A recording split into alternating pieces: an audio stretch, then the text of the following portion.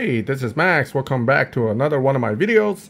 Today, we're going to do a quick video on my take on how to use chopsticks. This came up with a friend as I was chatting about CSR2.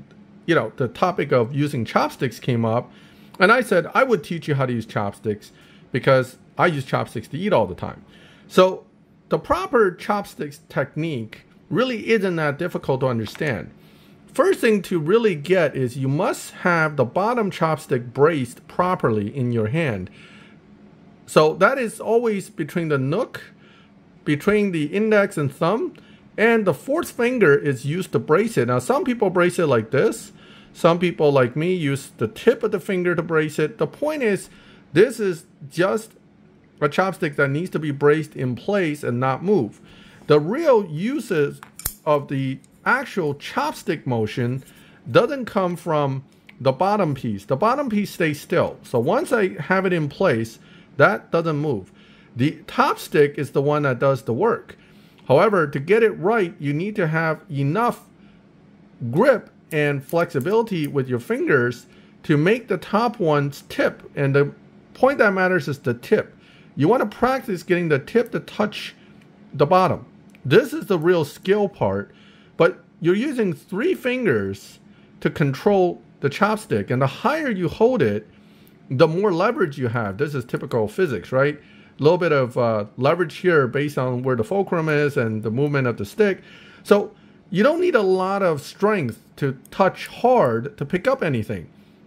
Here, in the end, the use of chopstick, like any utensil, is to get food to mouth. Now, to get food to mouth, you're going to use the tip here. And all you're going to do is gently touch the one tip to the other by using finger control. Now, this is like, guys driving cars with their left foot on the brake. The first time you try this, you probably react too hard and do this, go to the left, go to the right. That is because fine motor control hasn't been trained yet. Once you train your hands a little bit, you'll get the hang of it. The other thing is people get cramps by holding the bottom too hard.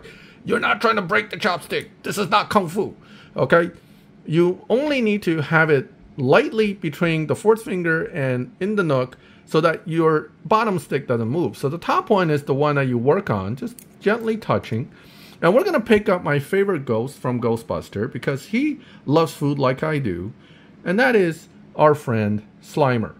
So as you can see, when you're picking up food with chopsticks, it's not a matter of, I must grip super hard, because if you try to do that, you're more than likely going to make food slip out of the chopstick. You're just going to gently tap the 2 tips together against whatever food bits you're trying to pick up.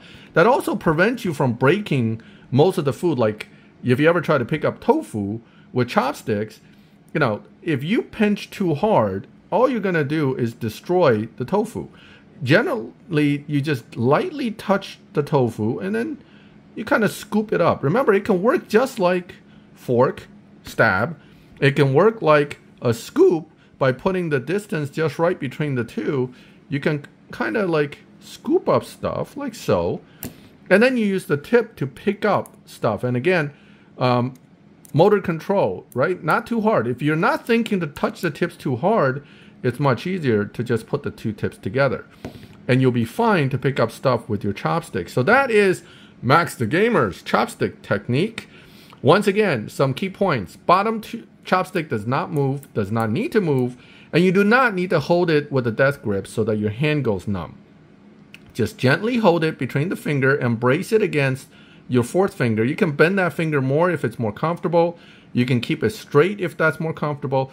It is whatever it is works for you. You can also clamp your pinky to that finger if that finger seems to twitch and get all uncomfortable.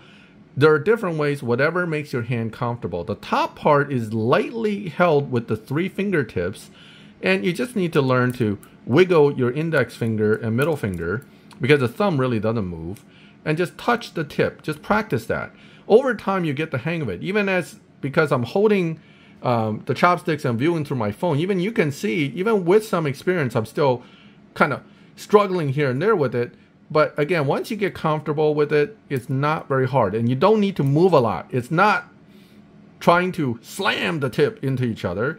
It's just a gentle touch And if you're slipping a little bit this way, that way, it doesn't really matter. As long as you get around the food, it'll work.